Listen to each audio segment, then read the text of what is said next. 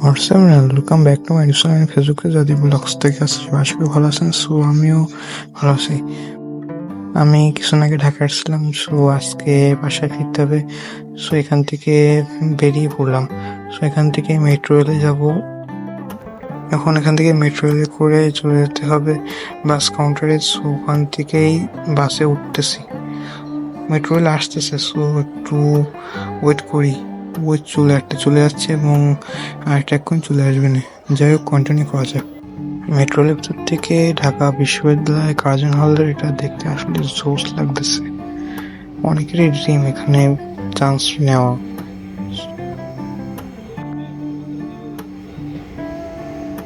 Actually আমার online ticket করা ছিল টুঙ্গিপাড়া এক্সপ্রেসে। সো এসে এই গাড়িটা পেয়ে গেলাম, উঠে পড়লাম। সো কন্টিনিউ করা যাক। So we're also coming for the সেতু। সো আমরা আস্তে আস্তে পদ্মা সেতুতে উঠতেছি। এখান থেকে হচ্ছে পদ্মা সেতুর উদ্বোধনটা করা হয়েছিল।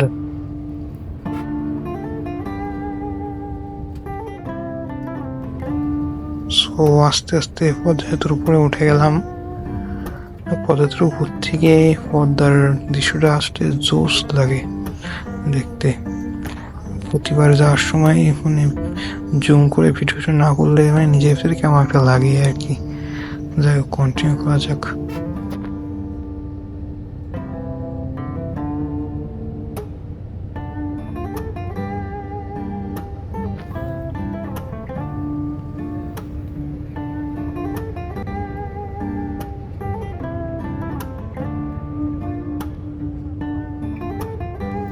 এবার পদ্মা সেতু থেকে আস্তে আস্তে নেমে যাচ্ছি।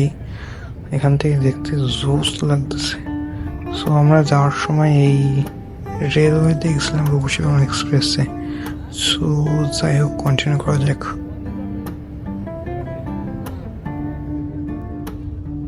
ও ভাঙা এক্সপ্রেসওয়েতে আমাদের ড্রাইভার মামু যে গাড়ি চালাচ্ছেন, কি গাড়ি ঘোরাচ্ছেন কিছু বুঝতে পারতেছি না। যেহেতু পার হওয়ার একটুখানি কিলোমিটার ভাঙা এক্সপ্রেসওয়েতে চলে আসছি। সো এখান থেকে ভাঙা যে গোল চত্বরেও চলে আসছি অল্প একটু সময়ের ভিতরে। So enjoy this view.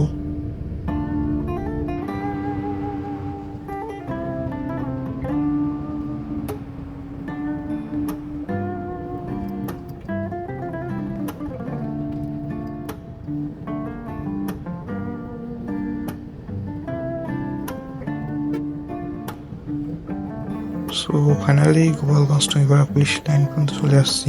Actually এখানে আমার বসের বাসা, মানে রেজিডেন্টার উনি এখানে, মানে এই এলাকায় ওনার বাসায়, এখানে উনি থাকেন। যাই হোক, আমাদের এখনো প্রায় 150 কিলোমিটার প্লাস যেতে হবে, কজ আমার বাসা হচ্ছে সাতক্ষীরাতে। সো দেখা যাক কতক্ষণ কি লাগে। আর সন্ধ্যা আসছে, ওই জন্য মেবি বাসায় পৌঁছতে রাত 8:30 9টা এমন বাজতে পারে। সো যাই হোক, আজকে ভিডিওটা লং না করি, আজকে ভিডিওটা এই পর্যন্তই। So tata.